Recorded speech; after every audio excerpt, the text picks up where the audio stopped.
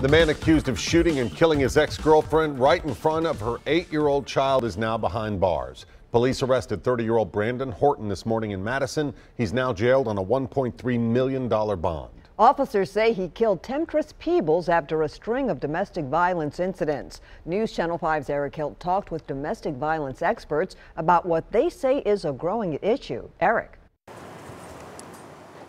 Brandon Horton didn't say much as he was walked into the Metro jail around noon on his way to be booked. Police say Horton shot and killed his ex-girlfriend outside her Moreno Street home yesterday afternoon. The shooting came after a long history of domestic violence incidents and happened in front of the victim's 8-year-old child.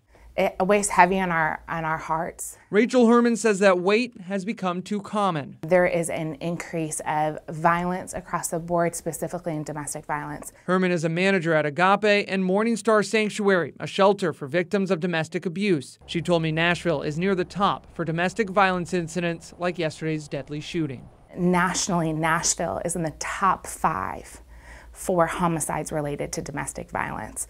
But Herman says this case was especially high risk. Before the shooting, Horton had a string of domestic violence incidents involving the victim. And court records show that victim told police she feared for her life. There had been multiple criminal cases with him that exhibit his violent behavior. So now Horton is urging people in similar high-risk situations to get help before it's too late. The greatest message that we want to leave with our community is to not hesitate, to not minimize what you've been through, whether it's the first time or it's the 10th time.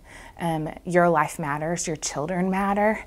In Nashville, Eric Hilt, News Channel 5.